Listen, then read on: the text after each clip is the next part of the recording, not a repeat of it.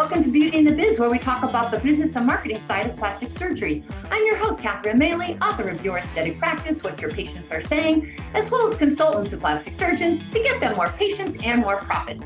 Now, today's episode is a little different. It's Dr. Andrew Kaufman. Now, he's a board-certified dermatologist specializing in Mohs, dermatologic, and cosmetic surgery in Thousand Oaks, California, and he has been practicing for over 28 years.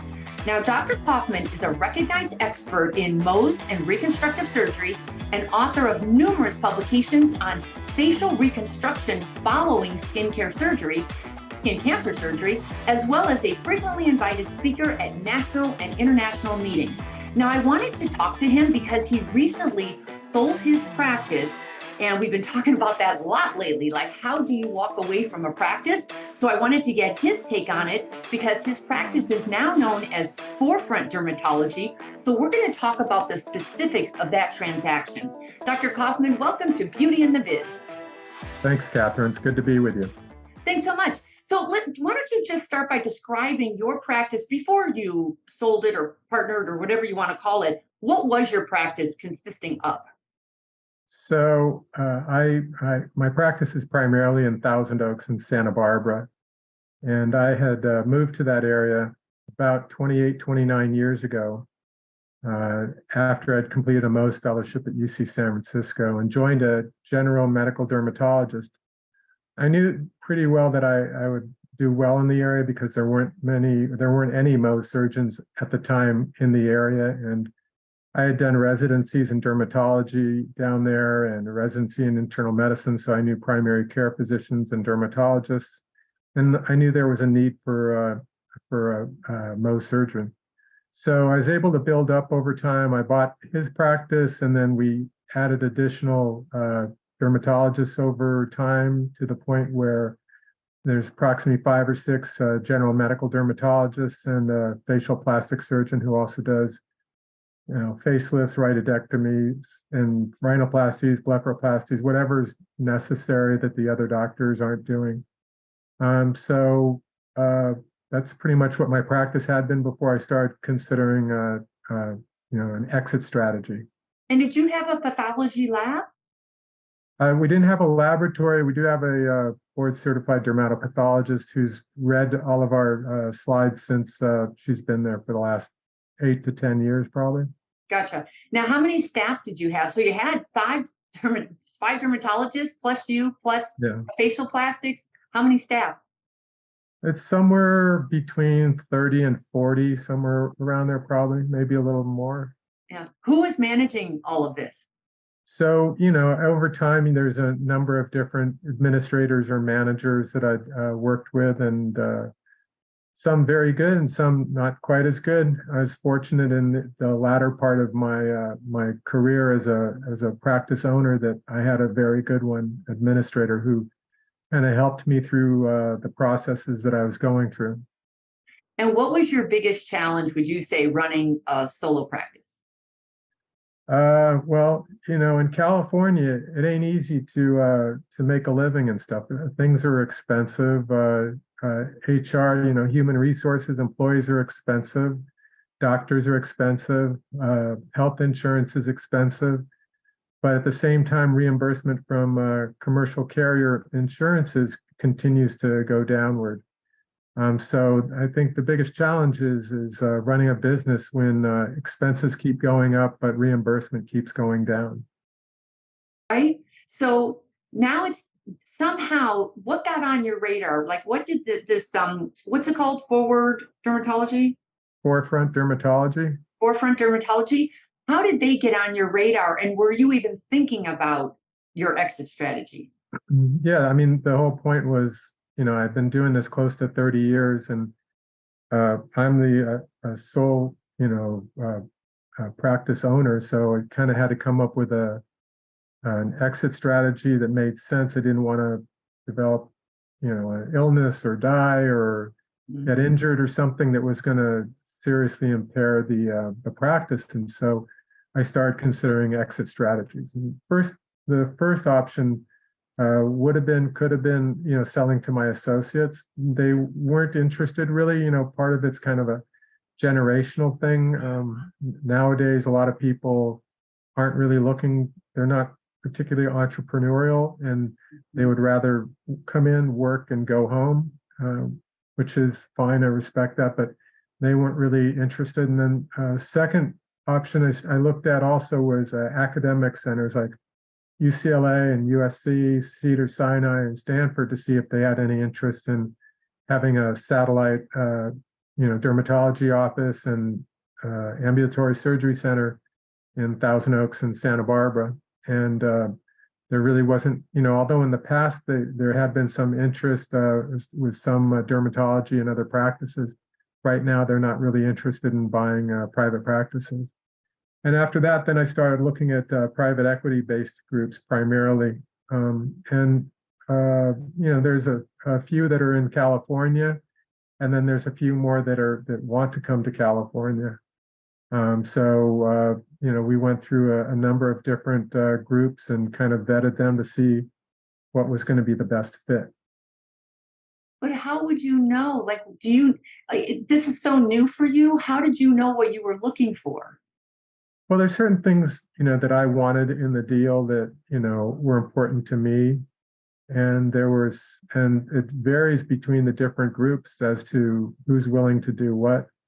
And there's also, there's a difference between the groups. When you meet people, there's a difference between people who are running the group and whether you feel that that's going to be a good fit for you. To me, it was important that things ran as smoothly as possible after the close of the deal as it had before the deal. So spent a lot of time trying to get to know the people and kind of like what their thought process was and how things would have worked out. I wanted things to be similar for not just myself, but the other doctors and my staff and my patients. So that was kind of important to me. And, other factors were also important to me. And, for example, things like, whether or not stock was available. I felt if I was going to help their company grow, I wanted to benefit from that to some degree. I wanted to have my cash up, at the time of close. I didn't want to have 20% of it or whatever dangled out there for several years for somebody else to decide whether or not I get it. Things like that. That's a really interesting point because we've been talking a lot about private equity. You didn't go with private equity. You went with a physician-based led. What is it? Is it? Well, no, it is a private equity group. Generally, all of the private equity groups have a physician board and physician president, because in order to practice of medicine, they have to have a physician as their leader. But it's a business, and when I talk to people about it, I try to make it clear that these people it's a company. And they want to get a return on their investment.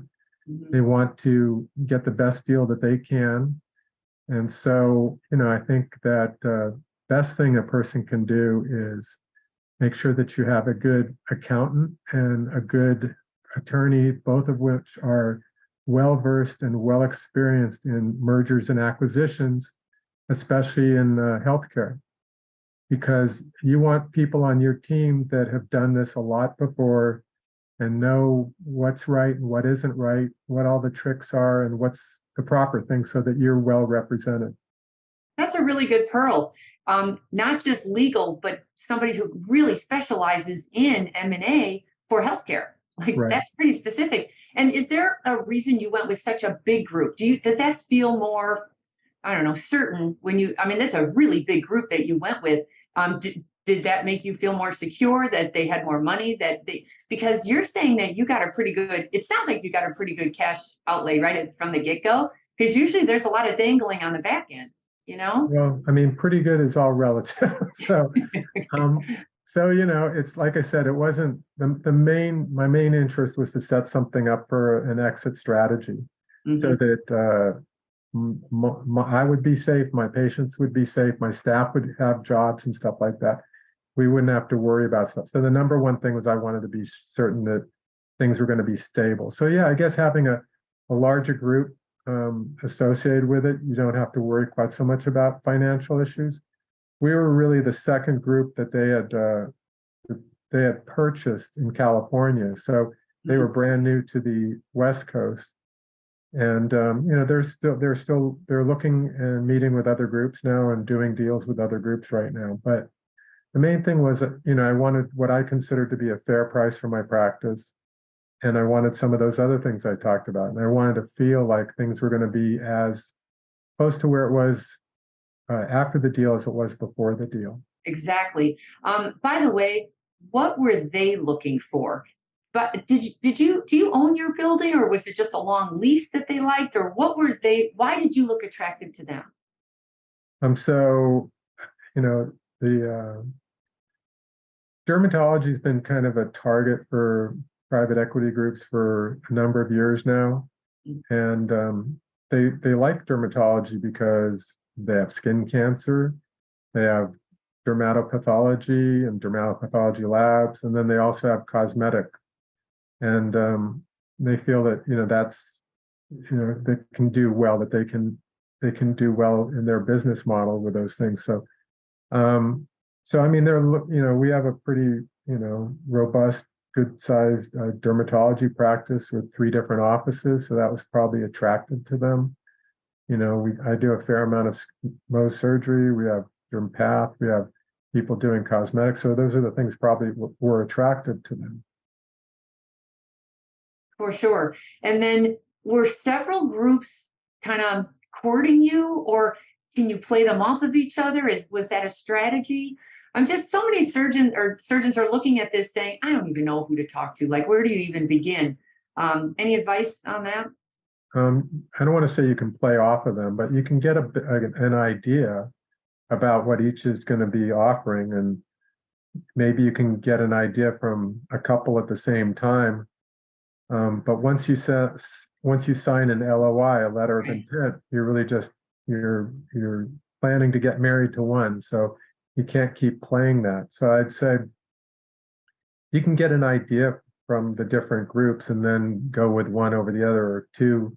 You can talk to 2 or 3 at one time, but it gets kind of confusing and complicated when you start doing more than that, because you're sharing part of your you have to share your business records and everything, and you want to kind of keep everybody straight, so you can get a pretty good idea. But you can also get an idea early on about whether you want to work with this particular group, or whether you feel comfortable. You're going to be communicating with these people afterwards, and whether that's going to be a good fit or not. And that'll screen some people out.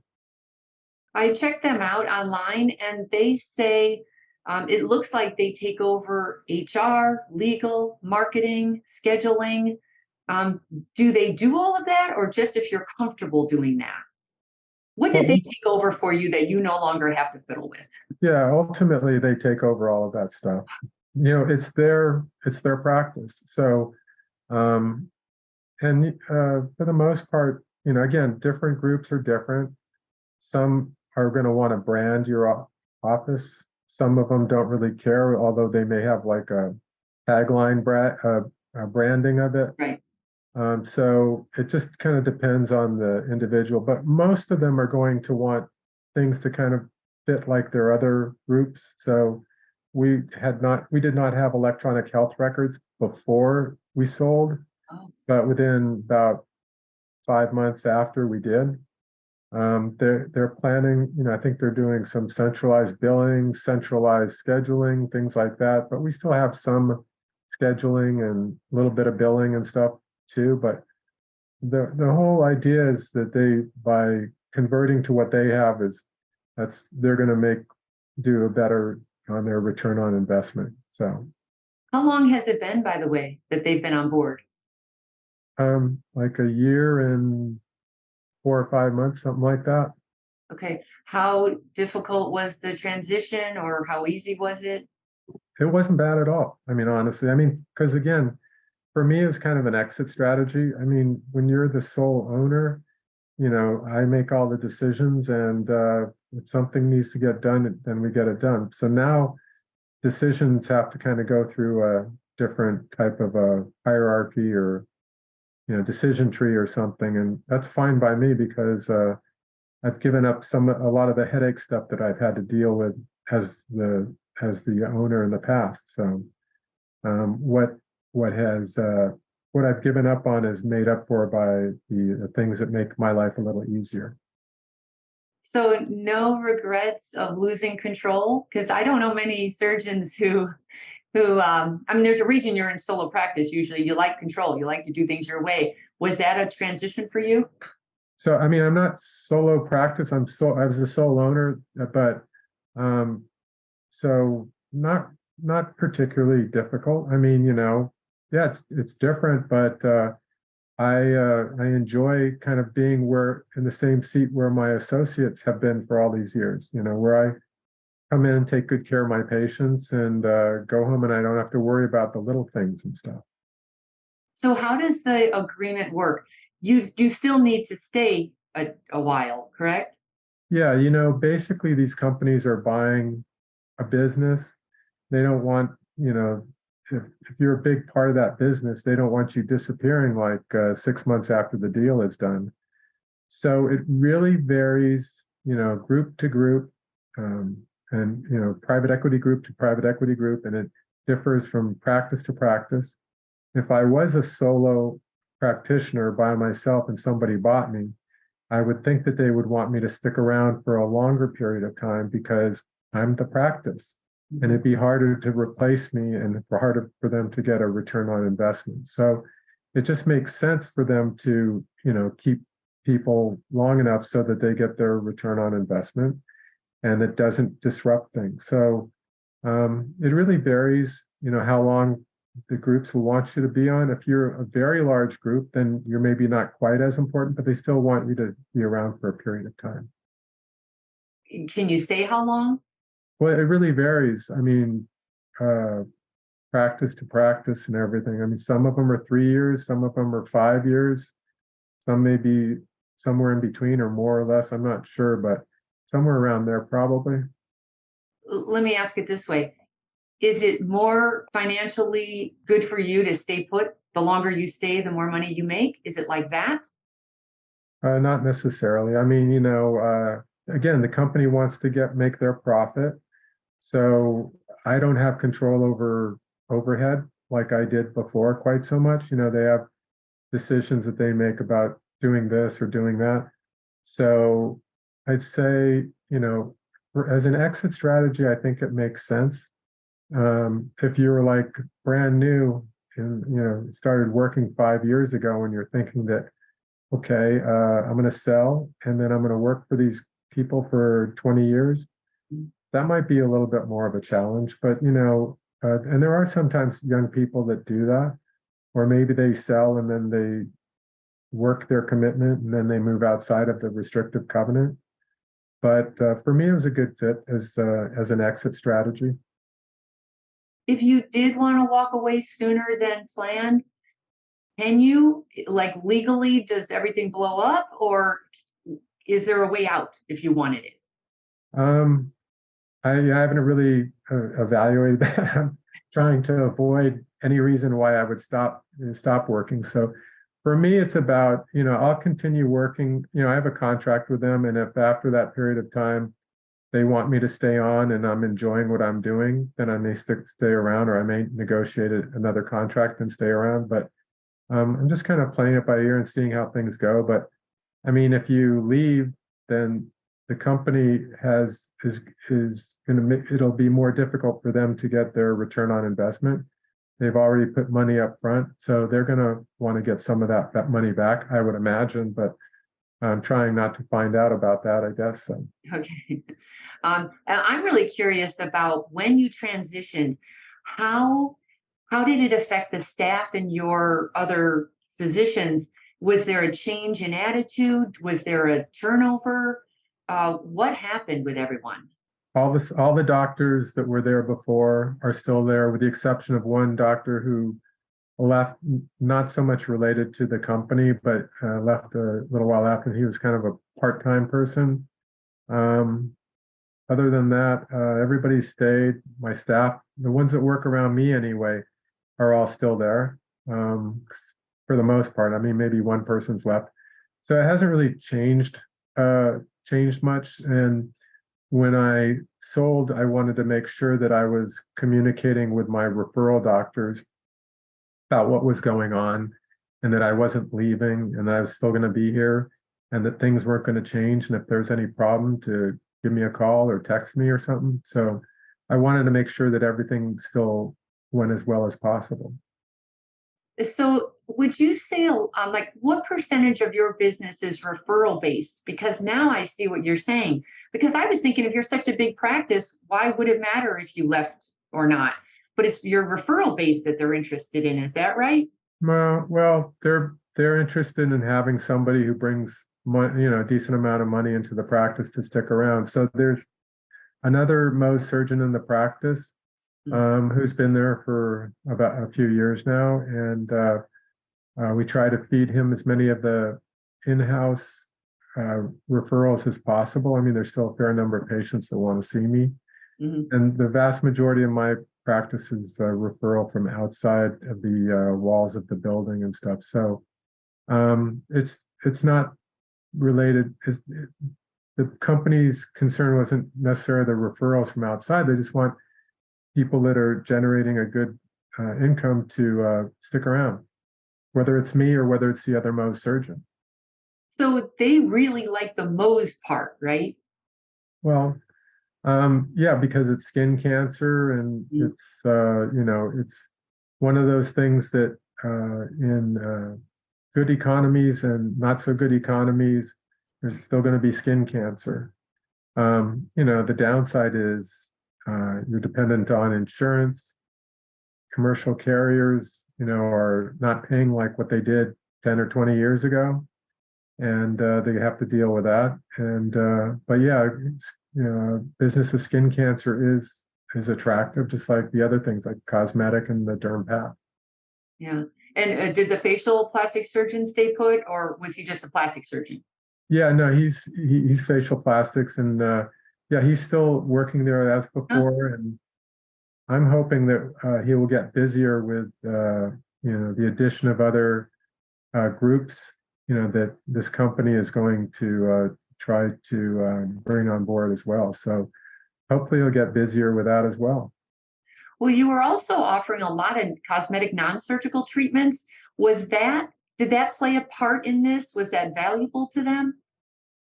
Yeah, I think all of it comes into play and is interesting to them. They have, like as you point out, it's a fairly good sized company, new to California. So they have other groups that do that, other dermatology groups. I think they do have some other facial plastics people in the company too, but more consistently, it's a lot of dermatology stuff and the kind of cosmetic things that dermatologists do. So, what's the best part about this transaction? For me, like I said, it's that I get to go home and not worry about the crazy little things, or worry about payroll, or worry about dealing with HR issues, employee issues. And in a state like California, that's not a bad thing to have to give up and stuff. So like I said, for me, it's the best part, I guess, is the security, knowing that, I don't have to worry about that stuff, or that my family wouldn't have to worry about it. And then, what's the worst part about this transaction? Uh, well, I don't control everything anymore. So, it's that's the worst part. So it's kind of like they're both related. Yeah. So, but I'm okay with that. Like I said, I've been the person that was in charge of everything for almost 30 years, and sounded like a good time to hand over the reins to somebody else. And no regrets? No. Nice. Any advice for somebody else thinking about this, even if they're, you know, usually I work with plastic surgeons, but any advice with that? For that? Kind of is, number one would be vet your potential buyers. You want to make sure you understand these people. These are the people that after the deal, you're going to be asking for things or talking to them about things. So make sure that you can see yourself working with these people. Number two is, I guess number two, I think a really important thing is to understand that when you get to the point where you're signing an LOI, a letter of intent, if it's not in the LOI, it's really hard to get it afterwards. So let's say you want to have your consultation room still all yours for when you're there 5 days a week or whatever. Let's say you want to have two nurses of similar quality working with you all the time. Let's say that you want whatever, the same number of days of vacation or whatever it is, or, make sure it's in the LOI. And again, a good attorney who's experienced in mergers and acquisitions should know that and should tell you that. I mean, I learned that from listening to a lecture once in a dermatology or dermatologic surgery lecture, and I just think it's a really good advice. So I think that's important. Think about what you're going to want your practice to be like, and make sure that it's good for you. It's good for your associate physicians if you have associates, and it's good for your staff and your patients too. You don't want to sell and then be miserable, or have your staff miserable or your patients miserable. So make sure that they're going to pay, your staff and and not going to try to make things more challenging for your patients. Make sure that your doctors can get a hold of you and everything afterwards. Has your golf game improved since you've transitioned? You would have thought. So maybe when I ultimately retire, I'll be able to fix that. But right now, I'm basically better at Mohs surgery and reconstruction than I am at golf. Okay, good to know. And the last question, just out of sheer curiosity, tell us something we don't already know about you. Well, I mean, I collect medical, surgical, and apothecary antiques. Is that what's behind you? Yeah, that's part of it. Wow. Okay, that's unusual. I haven't heard that before. There you go. So yeah, so anything from surgical sets to antique stethoscopes to moulages, which are wax models, to books, textbooks related, things like that. Like how far back? I have a pretty good collection. So I have, I probably don't buy much anymore unless it's like 18th century or something really special. Yeah. So from the 1700s, which is a long time ago, and those things are fewer and far between. But yeah, it's kind of fun. And, as a physician, it's kind of fun to, appreciate that stuff and appreciate how things have changed in just the last 100 years or so. Right. So fascinating. Well, thank you so much. If anybody wanted to talk with you, how would they get a hold of you? My best option is probably to reach out by telephone, at my office, 805-497-1694. And like I said, best option is find yourself. Don't necessarily go with your accountant or your attorney. Find somebody that's going to represent you well, and come up with a good game plan, and make sure that you're protected and they're taking good care of you. Excellent advice. Thank you so much, Dr. Kaufman. And that's going to take care of it for us today at Beauty and the Biz. So please subscribe if you haven't already, and a nice review would also be much appreciated. And then if you've got any questions for me, you can leave them on my website at KatherineMaley.com, or you can certainly DM me on Instagram at KatherineMaleyMBA. Thanks so much. We'll talk again soon. The fastest way to success is to model other successful surgeons who have what you want, but you can only see their results, not the path they took to get there. So you continue to jump from one thing to another, hoping to find something that will work for you too. But it rarely does. So try this shortcut instead. It's guaranteed to move you forward. I compiled my intellectual property to grow cosmetic revenues, everything I've gleaned over the years, into one playbook of the most successful practices and what they do to win. Go to cosmeticpracticevault.com and let's grow your cosmetic revenues.